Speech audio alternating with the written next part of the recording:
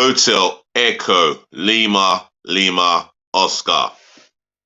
Good evening from Southeast London, England, from your host, your guy himself, the one and only and truly DLG repping. You know, short for Delhi London Gooner, space Romeo Echo Papa Papa Indigo November. And once again, this is another match day review involving Arsenal. Because last night, they got a no score draw against Newcastle United. For those of you that don't know, it finished Arsenal 0, Newcastle United 0. Oh, first half, not at the most fluid. Yeah, not at the most fluid of movement on the ball. That is, we were flat at times, quite slow, and yeah, backwards and sideways passing. At times,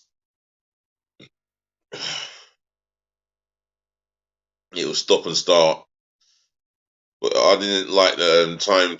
I didn't like the time wasting tactics installed by Eddie Howe onto his players.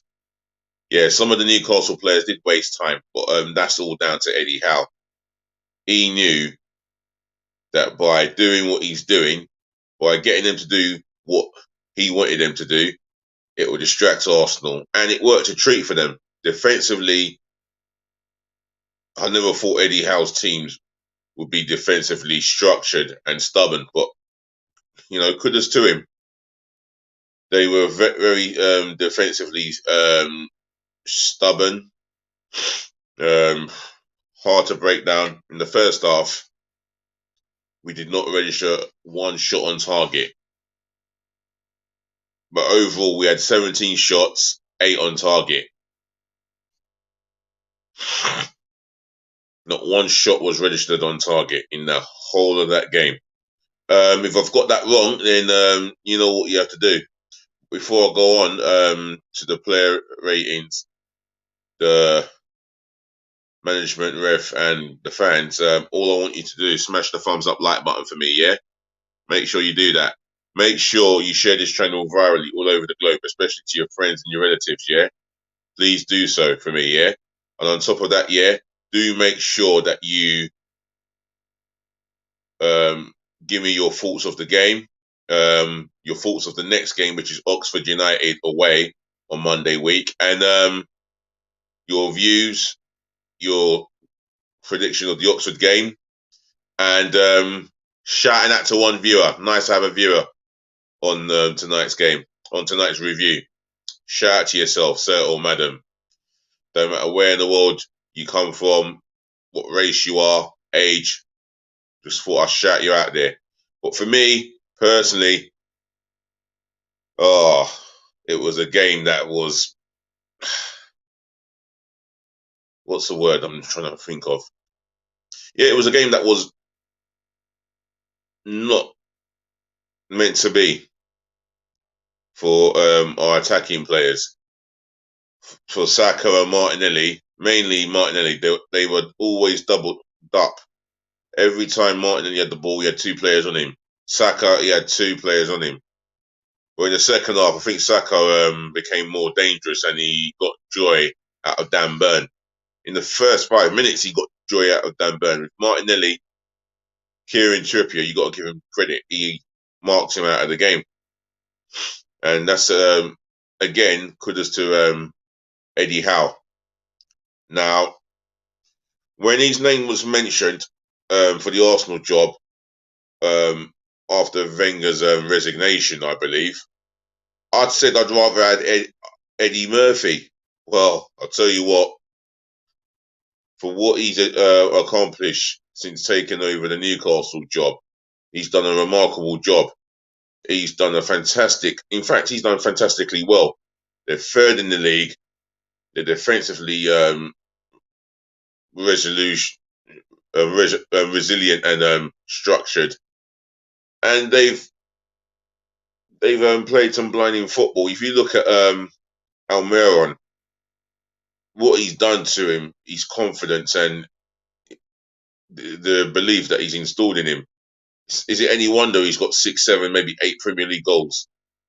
He's he's on form, and that's all down to Eddie Howe, and he's become a dangerous player.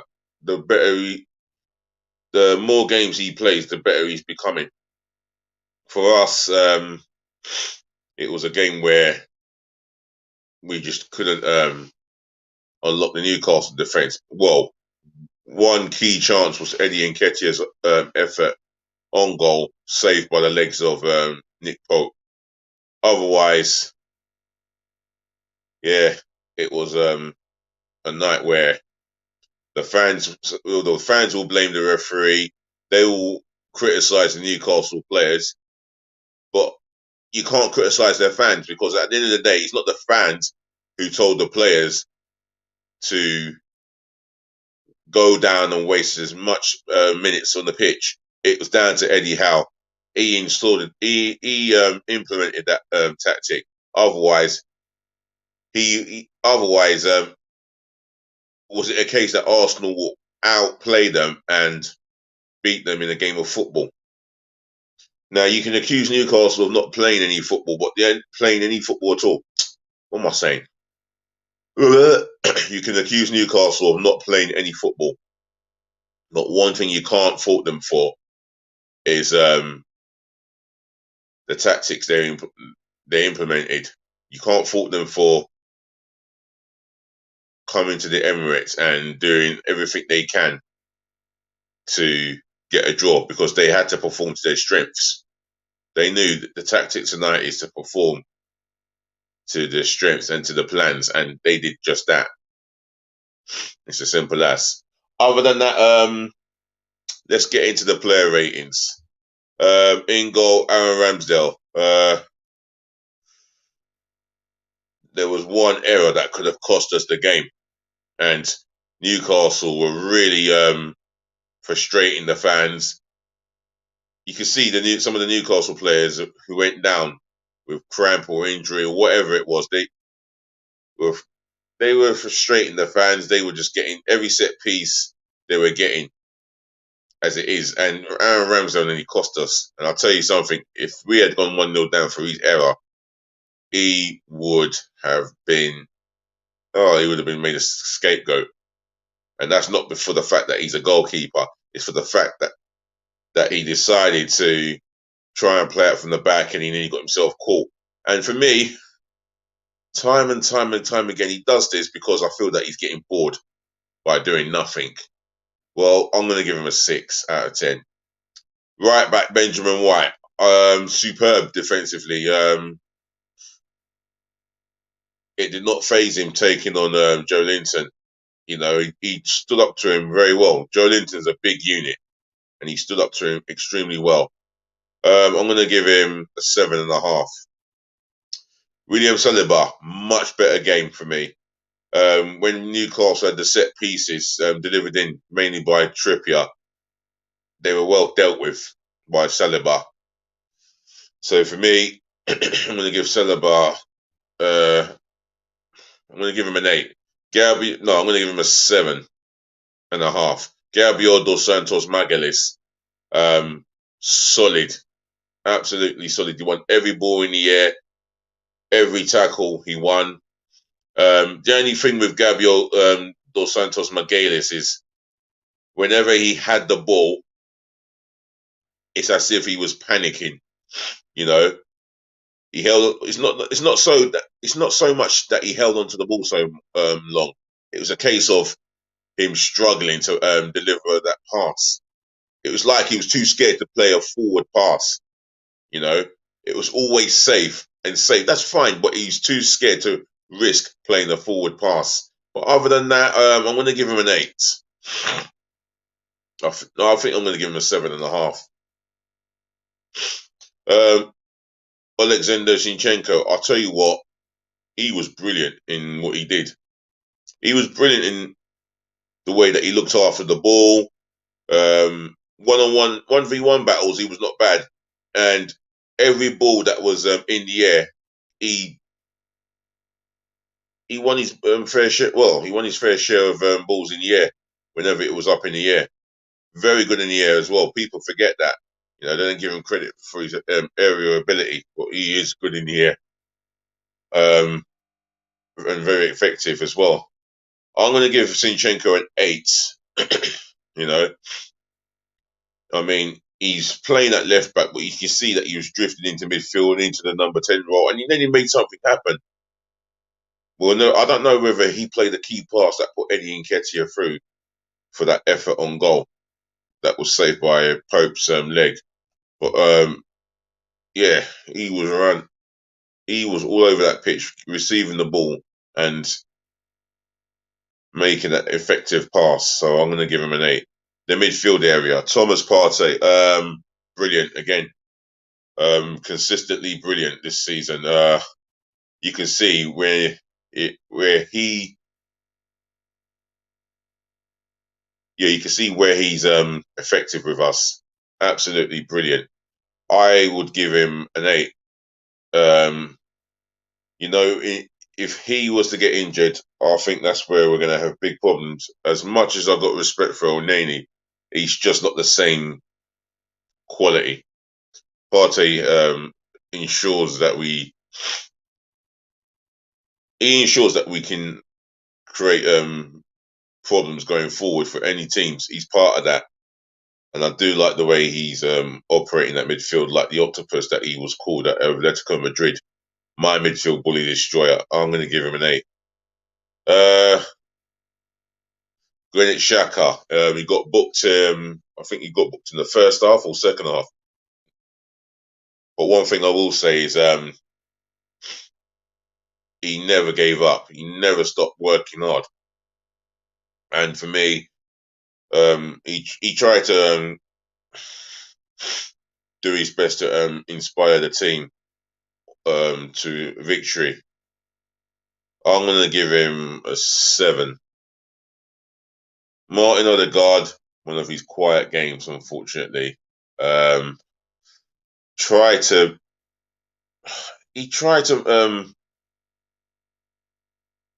I don't know what he was trying to play balls that was so ineffective. His final ball at times was just very poor, and he tried a little too hard to play the through ball. For me, I'm going to give him a 6. You know, just not effective enough in the game.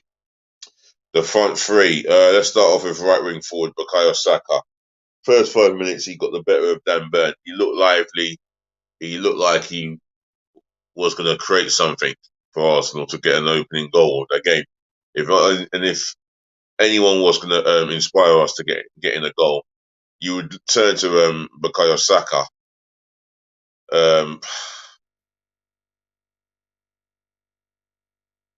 Maybe due to the fact that he was double up, he wasn't able to affect the game as he normally would do. However, I'm still going to give him a 7. Left wing forward, Gabriel Martinelli. He was not bad, but his final ball at times was so disappointing and frustrating for me. Yeah, he had a hard time against Kieran Trippier, if the truth be told. And other than that, I would just give him a 6.5. Excuse me. Eddie Nketiah, yeah, he worked really hard. You can see that he was direct, you know, getting the ball. Yeah, not just getting the ball, but making the runs for him to receive the ball in the dangerous places where Newcastle don't want to concede. Where Newcastle don't want to concede that little space for Eddie Nketiah to run into. Other than that, we had our best chance of the whole match, which was saved by Nick Pope. I have to give him a 7. Right, the substitutions, Takahiro Tomiyasu, the only substitute because we couldn't find an attacking player from the bench. So Tomiyasu came on, and I'll tell you what, there was a moment where Newcastle were put through. Well, they were through, and Tomiyasu came across from the right back to the defence to cover up, and he covered up so well. And yeah, he was so quick to get involved in the game. And his first touch for someone who's been out for a little while, you know what? Not too bad for his first touch. I'm gonna give him. You know what? I'm gonna give him a 7. I think I'm gonna give him a 7. That's the only substitute. Mikel Arteta. The formation was a 4-3-3. He tried to inspire his team to get the ball as quick as they can and close the spaces down and put pressure on the opponent with the ball. Again, not at our best. And for me, for the fact that we needed to bring on someone to run at the Newcastle defence or someone of an attacking instinct, there was no attacking player on the bench. And I do wish Arsenal could recall Folarin Balogun. Other than that,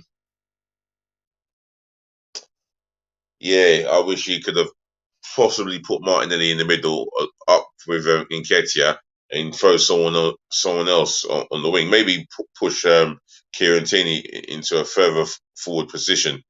You know, bring him on. I don't know why he didn't bring him on. Push him out on the left hand side of midfield or attacking midfield on the wing, and push Eddie Nketiah, Martinelli alongside Eddie Nketiah. He could have gone with that and gambled, but he didn't gamble. So, you know, we'll never know. But for me, I'm going to give him a 7. The referee, dog foul. Complete dog foul. I would normally use the other word with S, but I'm going to use another word. Dog foul. Stop and start. He lost control of the game for me. And his decision making was so controversial at the worst of times. Oh, this referee, he frustrated the life out of me at times. But I don't put it down to him. You know, I know what my team didn't do. I know where my team could have improved. But again, some of the decisions to book players for their first fouls, first challenges, too over fussy. He just can't wait to get a card out. This referee, I'm going to give him a 1. Appalling display by the referee. As for the fans, brilliant again. Consistently brilliant all season so far to date. And you can't fault the fans. They turn up in their droves. They get behind the team, you know, and that's and that's the atmosphere at the Emirates for you this season. And, you know, this is something that the management has played his part in bringing the fan base together. And that's all that he wants. For me, 10 out of 10. So that's all the ratings done. Hope I haven't missed anything. If I have, leave it in the comment section below. Other than that, yeah, it's been a pleasure again. So, ladies and gentlemen, to the boys, to the girls, thank you again for tuning in. Thank you for listening. Thank you for watching and saving the best to last. Thank you so much for putting up with me and my little stuttering. Other than that, yeah, we go again. Oxford United in the FA Cup on the Monday week. Remember to look after your friends, look after your families, do look after yourselves. More peace, more love, and more blessings again. Year 2023 is on. Remember to like, comment, share, and subscribe to the channel. And that's DLG Repping. We'll chat again. Do remember, always please be nice. And I do mean be nice.